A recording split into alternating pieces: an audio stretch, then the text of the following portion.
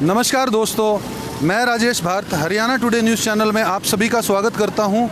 अभी हम आए हुए हैं करनाल सेक्टर 12 में और आप हमारे पीछे देख सकते हैं राष्ट्रीय किसान मोर्चा जो है वो प्रदर्शन कर रहा है 3 काले कानूनों के खिलाफ। अभी हम आपको दिखाते हैं, यूथ टीम है राष्ट्रीय किसान मोर्चा की और ये 566 जगह पर 570 में से 566 जगह पर पूरे देश भर में प्रदर्शन किया जा रहा है। पूरे देश भर में प्रदर्शन किया जा रहा है और ये पूरी टीम जो है प्रदर्शन कर रही है 3 काले कानूनों के खिलाफ। जैसा कि आप सबको ज्ञात है कि किसान जो है लगातार इसके ऊपर प्रदर्शन कर ही रहे हैं और 8 महीने से एजिटेशन चल रहा है पूरे भारत के अंदर। और अभी इसी कड़ी में जो तीनों काले कानून क्योंकि किसान ही कह रहे हैं इसको कि तीनों जो हैं कानून वो है जनता विरोधी हैं, किसान विरोधी हैं। और इसको देखते हुए जो है राष्ट्रीय किसान मोर्चा की टीम, राम सुरेश वर्मा जी जो राष्ट्रीय अध्यक्ष हैं इनकी अगुवाई में जो है 566 स्थानों पर एक साथ प्रदर्शन कर रहे हैं। और इनकी मुख्य मांगे हैं जो किसान मजदूर विरोधी काले कानून हैं उसे वापस लें, मिनिमम जो सेलिंग प्राइस है जिसको हम न्यूनतम समर्थन मूल्य बोलते हैं वो हमें दें, ऐसी मांग है। और हम बात करना चाहेंगे यहाँ पर जो, क्या नाम है आपका? रविंद्र कश्यप। आप क्या राष्ट्रीय किसान मोर्चा के जिला संयोजक हैं? जी। अच्छा, बताएंगे आप अभी कहाँ पे जा रहे हैं सड़कों पे पूरा प्रदर्शन करते हुए? जी अभी हमें अम्बेडकर चौक, बाबा साहब अम्बेडकर चौक से लेकर डीसी ऑफिस तक जाएंगे। राष्ट्रपति के नाम आज ये ज्ञापन देंगे जी। तीनों सिर्फ काले कानूनों को लेके 3 काले कानून जो बनाए हैं उसको लेके? हाँ जी, 3 काले कानून जो किसान विरोधी हैं। हमें किसानों के समर्थन में ये चल रहे हैं कि भाई किसानों की जो डिमांड है 3 काले कानून वापस ले जाए, उनके किसानों के समर्थन में हम ये करें। तो आप क्या डीसी साहब को राष्ट्रपति जी के नाम ज्ञापन देंगे? जी। तो सरकार से क्या मांग रख रहे हैं? सरकार से मांग तो यही है कि जल्द से जल्द किसानों की जो मांगे हैं उनको पूरी की जाए। क्या कमी देख रहे हैं इसके अंदर? कानून तो बिल्कुल सही है, सरकार तो यही कह रही है अभी कि सारे क्योंकि सरकार के जो अखबार है जो मन को लुभा रहे हैं वो वादे करते हैं, हम आपको 15 लाख देंगे, 2 करोड़ नौकरियां देंगे, ये देंगे वो देंगे। लेकिन क्या है, हो सकता है जो 2 करोड़ आपने नौकरियां देने का वादा कराया था, 15 लाख देने का वादा कराया था, उसके जरिए कहीं आप फिर ना पलट जाओ हैं। अभी आप लिखित में भी नहीं दे रहे इसको कि जो MSP है, जो न्यूनतम प्राइस है वो आप देंगे, उसको आप लिखित में भी नहीं दे रहे हैं। लिखित में देना तो दे दो, लेकिन आप तो ये कर रहे हैं नहीं, मौके के तौर से हम देंगे। अगर आपने करना है, लागू करना है, लिखित में दे दो। और आपको बता दूं इसके पीछे कांग्रेस और भाजपा दोनों हैं, क्योंकि 47 से पहले एक भी किसान आत्महत्या नहीं करा था। आज कांग्रेस और भाजपा की नीतियों के कारण हर साल 10,000 किसान आत्महत्या करने पर मजबूर हो रहे हैं। जैसा कि आप देख सकते हैं कि 10,000 किसान जैसा कि आप देख सकते हैं कि 10,000 अभी बताया इन्होंने डाटा कि 10,000 किसान जो है वो आत्महत्या करने पर मजबूर हैं। और 10,000 किसान जो है लगातार ऐसा बता रहे हैं कि हर साल जो है आत्महत्या करने को मजबूर हैं, क्योंकि उनकी फसल का उनकी फसलों का पूरा मूल्य नहीं मिलता। और ऐसा हम देख पा रहे हैं कि पिछले 5 सालों में लगातार जो है इजाफा हुआ है। कांग्रेस राज में भी किसान जो हैं वो आत्महत्याएं करते आए। आप देख सकते हैं कि युवा साथी हैं सभी। दोस्तों, इस वीडियो को ज़्यादा से ज़्यादा शेयर कीजिए, ज़्यादा से ज़्यादा लोगों तक पहुंचाइए। अभी जो है एक ही मांग है कि किसान के काले कानून जो बनाए हैं, कानून बनाए हैं, जो काले कानून हैं, उनको वापस लिया जाए। और ये अम्बेडकर चौक से टीम चली है। और आपको बता दें 566 जगह पर 566 जगह पर जो आज प्रदर्शन हो रहा है राष्ट्रीय किसान मोर्चा के द्वारा, लड़कियां भी जो हैं वो बीच में भाग ले रही हैं। हम आपको लाइव दिखा रहे हैं दोस्तों। इस वीडियो को अधिक से अधिक शेयर कीजिए, अधिक से अधिक लोगों तक पहुंचाइए। अभी हमें करनाल जिला सेक्रेटेरिएट के पास और डीसी साहब को ज्ञापन देंगे राष्ट्रपति जी के नाम कि ये काले कानून जो है वापस लिए जाएं। लेकिन सरकार जो है पिछले 8 महीने से किसान जो है, अलग अलग यूनियन जो है, सरकार निकम्मी है। किसान मजदूर विरोधी काले कानून वापस लो, वापस लो। किसान मजदूर विरोधी काले कानून वापस लो। ईवीएम हटाओ, देश बचाओ। ईवीएम हटाओ, देश बचाओ। ईवीएम हटाओ, देश बचाओ। ईवीएम हटाओ, देश बचाओ। ईवीएम हटाओ, देश बचाओ। ईवीएम हटाओ, देश बचाओ। ईवीएम मशीन हटाओ, देश बचाओ। जो सरकार निकम्मी है वो सरकार बदलनी है। जो सरकार निकम्मी है। देख सकते हैं आप नारे लगाते हुए, न्यूनतम समर्थन मूल्य की नारे लगाते हुए कि जो सरकार निकम्मी है वही। अभी हमारे साथ जो है न्यूनतम समर्थन मूल्य की जी मैम, आप बताएंगे जरा इस आपका नाम? मेरा नाम मोहिनी है और मैं एक सोशल एक्टिविस्ट हूँ। और बेसिकली महिलाओं की एट्रोसिटी के ऊपर और जो मजदूर पीड़ित किसान वर्ग के साथ में जो भी कोई कुछ भी इस तरीके का कोई एट्रोसिटी होता है या नाइंसाफ़ी होती है, तो उसके लिए मैं हमेशा अपने उन साथियों के साथ, अपनी टीम के साथ में खड़ी रहती हूँ। और मैं पेशे से अभी एक लॉयर भी हूँ। तो आज जो किसानों के समर्थन में तीनों जो जो तीनों कानून है, सरकार तो कहती है कि बिल्कुल ठीक है कानून, और फिर आपको काला क्या दिख रहा है इसके अंदर में? आप वो सरासर काले कानून नाम उसको इसलिए दिया गया है, मैं अगर अपना ओपिनियन दूँ तो, क्योंकि जो अगर मैंने जो इतिहास को जाना है, इतिहास को स्टडी किया है, तो अगर हम पिछले टाइम में अगर हम देखेंगे जाके, तो उसमें हमारे जो एक 3 तरीके का एक मुझे गैप नज़र आ रहा था कि एक तरीके के राजे महाराजाएं हैं और उसके नीचे खेतीहर मजदूर, खेतीहर लोग हैं जो काम कर रहे हैं, जिनका ज़मीन है, जिनको हम लाइक जमींदार हम बोल सकते हैं कि वो लोग सिर्फ ज़मीन को बो रहे हैं, मेहनत कर रहे हैं, बट उनका उसके ऊपर अधिपत्य नहीं है कि वो अपनी मर्जी से उस पर क्या काम करे, क्या उस पर उगाए, क्या नहीं करे।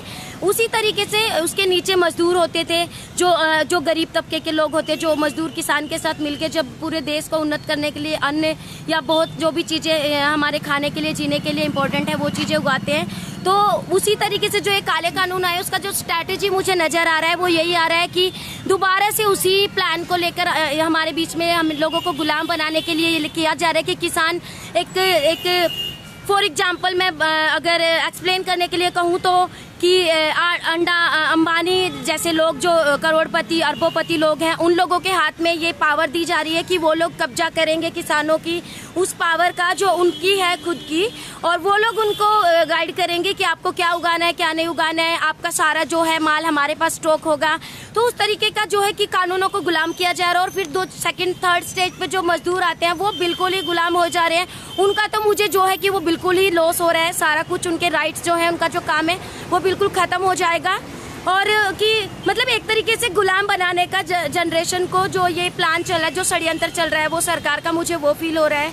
और इसीलिए इसको काला कानून नाम दिया गया है, क्योंकि हम लोग काले शब्द को वहाँ पे यूज करते हैं जहाँ पे बिल्कुल भ्रष्ट कुछ हो रहा है, करप्शन कुछ हो रहा है। तो इसलिए हम लोग इस कानून को काला कानून नाम दे रहे हैं कि अगर किसान ही संतुष्ट नहीं है अपनी मेहनत करने के बाद में, तो वो क्या मजदूर को देगा और क्या वो अपने लिए रखेगा। तो जो ऑलरेडी अंबानी जैसे लोग बैठे हैं, जो करोड़पति अरबोपति लोग बैठे हैं इंडिया में, वो लोगों को और अच्छा अपॉर्चुनिटी मिल रहा है, तो हमारा देश क्या तरक्की करेगा।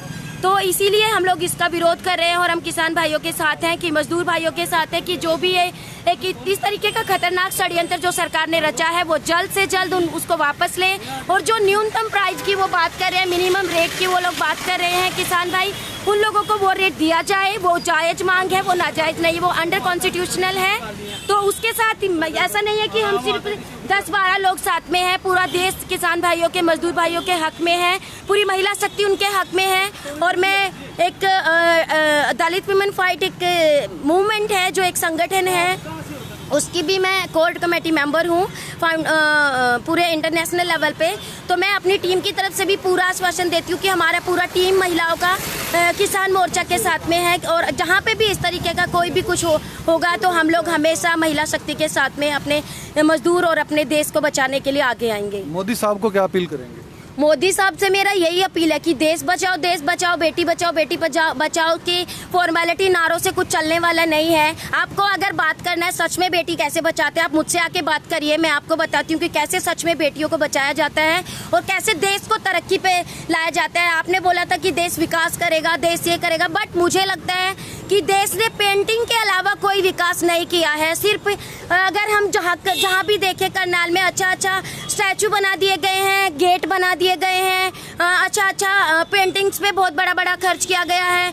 आई थिंक गीता महोत्सव पे बहुत बड़ा खर्च किया गया है। जो ये राहगिरी क्या वो लगता था उस पर बहुत बड़ा खर्च किया है। बट एजुकेशन के नाम पे आपने इंडिया को बिल्कुल 3rd क्लास पे रैंक दिया है, आपने बिल्कुल 0 कर दिया है। और मेरा देश जिस तरक्की पे जा रहा था आपने उसको भी 20 साल पीछे धकेल दिया है Modi ji, thank you so much. और हम लोग सोचते थे कि किसान क्योंकि अन्न के बिना कोई भी देश या कोई भी इंसान, कोई भी ह्यूमन बीइंग नहीं सरवाइव कर सकता, आपने उसको बिल्कुल खत्म करने का काम किया है। और हम नहीं चाहेंगे कि आप दोबारा से इस भारत देश को आप अपने हाथों में लें।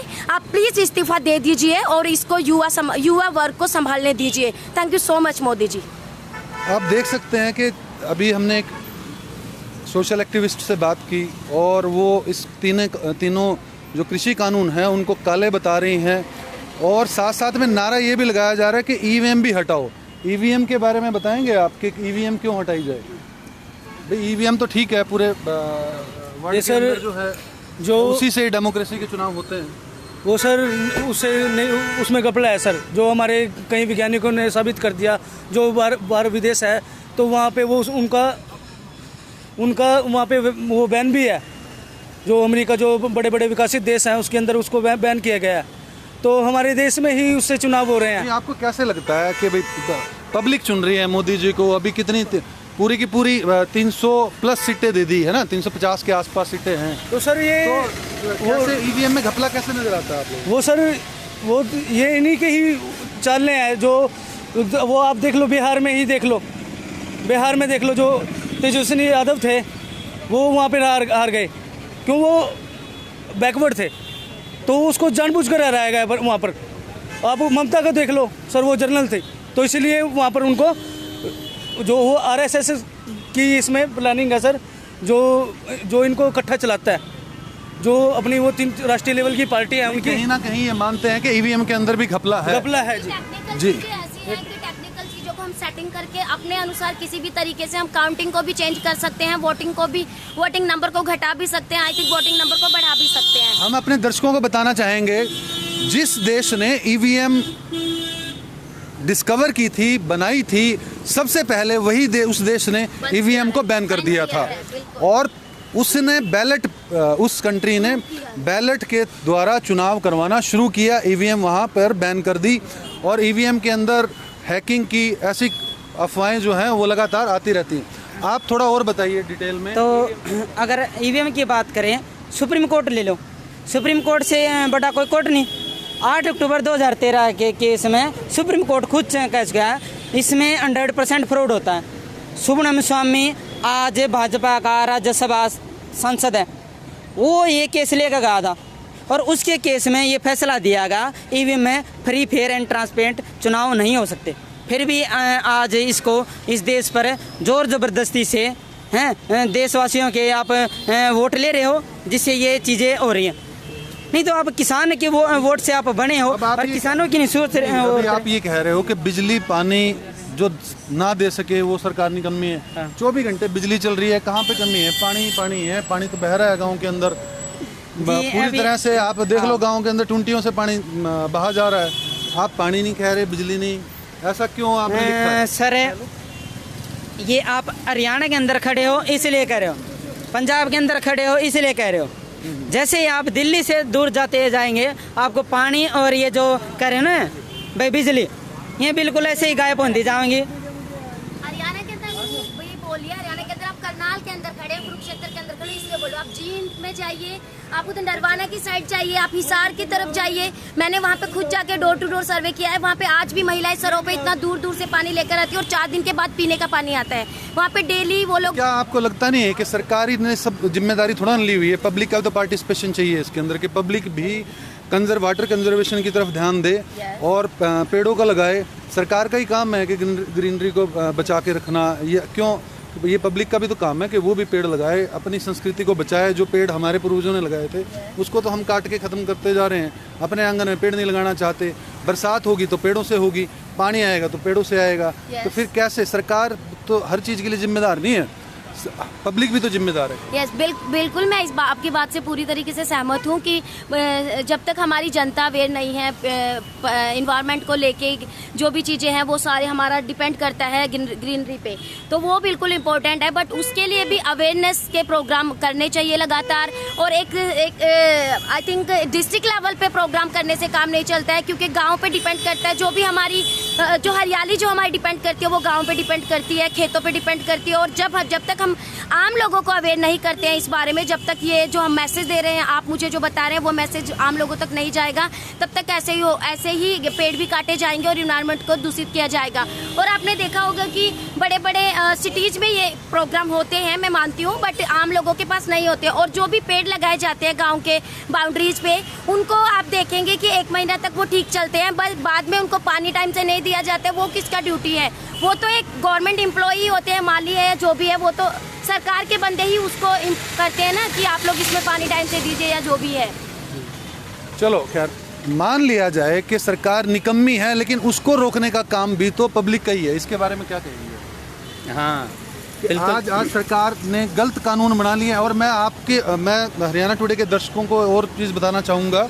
कल ही मैं देख रहा था, गवर्नमेंट ने पब्लिक के अगेंस्ट में 20 जो कानून है और बना दिए हैं संसद के अंदर।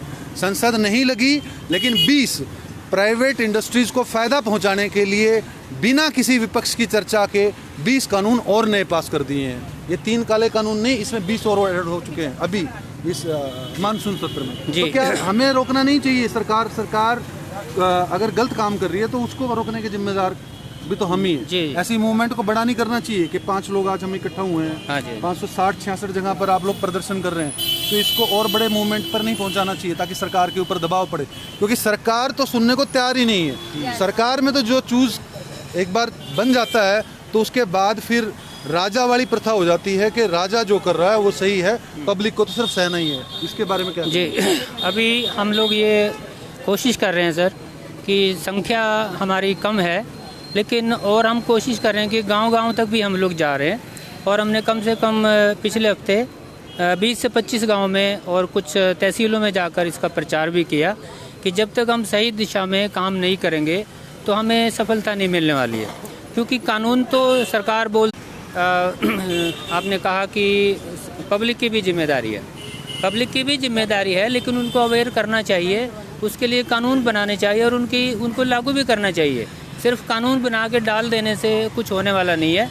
तो वही हो रहा है, कानून तो संविधान में बहुत सारे बने पड़े हैं, लेकिन आज तक वो लागू, उल्टा उनके अगेंस्ट, उनके विरोध में जाके कानून बनाए जा रहे हैं। जो कानून पार्लियामेंट में राज्यसभा में बनने चाहिए वो इनके जनरल सेक्रेटरी और वो खुद साइन करके उनको पास किए जा रहे हैं, तो वो आम आदमी को पता नहीं है।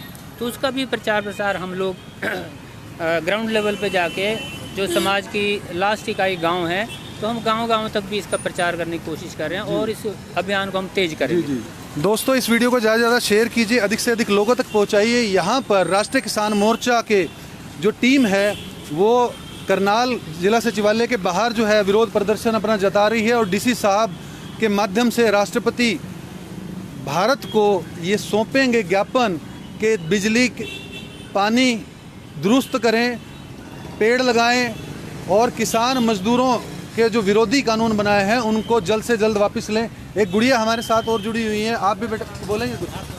आपका नाम? आंचल, मेरा नाम आंचल है। बताइए कुछ कि किस तरह से ये काले कानून है और क्यों विरोध प्रदर्शन कर रहे हैं? ये काले कानून किसानों ने आप बोलो। मैंने घबरा गई कि लेकिन फिर भी हम कहेंगे कि वाकई ही ये काले कानून है, हमने भी पढ़े हैं। गवर्नमेंट जो है किसान विरोधी कानून बना रही है। पिछले अगर 10 सालों का डाटा देखा जाए तो हर साल किसानों के मरने की, आत्महत्या करने की जो संख्या है वो लगातार बढ़ रही है। और किसान हो या कोई भी व्यक्ति अपनी जान तभी देता है जब वो उस काम को करने में असक्षम हो जाता है, चाहे वो खेती हो, चाहे वो नौकरी हो, चाहे वो अपना धंधा हो। तो जब लगातार किसान आत्महत्याएं कर रहे हैं तो इसका सीधा सीधा मतलब यही है कि सरकारी नीतियां कहीं ना कहीं गलत है। ऐसा भी है कि किसान भी जो है खेती जैसे भेड़ें करती हैं उसी ढंग से कर रही हैं। माफ़ी चाहूँगा ये शब्द मैं बोल रहा हूँ, क्योंकि अगर गेहूँ बोई जा रही है तो गेहूँ ही बोई जा रही है, कहीं पर चावल बोया जा रहा है तो चावल ही बो रही है पूरी की पूरी दुनिया। सारे के सारे जो किसान हैं वो एक तरह की खेती कर रहे हैं और डाइवर्सिफिकेशन ढूंढ ही नहीं रहे खेती के अंदर। तो किसानों को भी कुछ काम करने की ज़रूरत है और वहीं सरकारों को भी किसानों के फेवर में काम करने की ज़रूरत है। दोस्तों, इस वीडियो को अधिक से अधिक शेयर कीजिए, अधिक से अधिक लोगों तक पहुंचाइए। इस वीडियो में इतना ही। मैं राजेश भारत, हरियाणा टुडे, करनाल।